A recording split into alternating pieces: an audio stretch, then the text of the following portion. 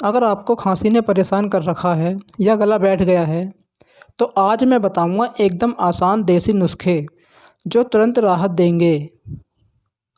खांसी और गला बैठने के कारण हो सकते हैं मौसम बदलना, ज़्यादा ठंडी चीज़ें खाना या वायरल इन्फेक्शन। गुनगुना पानी पीते रहें, ठंडा पानी बिल्कुल ना पिएं। गले को नम रखना बहुत ज़रूरी है।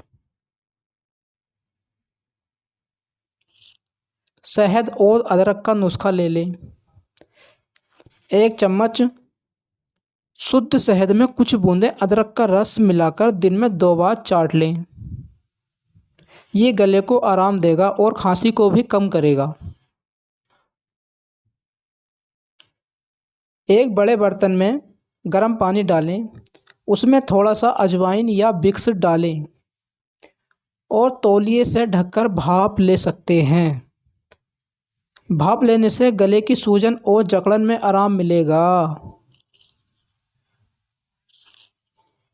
एक सलाह और सुन लें, अगर खांसी आपको 5 दिन से ज़्यादा रहे या फिर बुखार के साथ हो तो तुरंत डॉक्टर से संपर्क करें। घरेलू उपाय सिर्फ शुरुआती दौर के लिए होती है।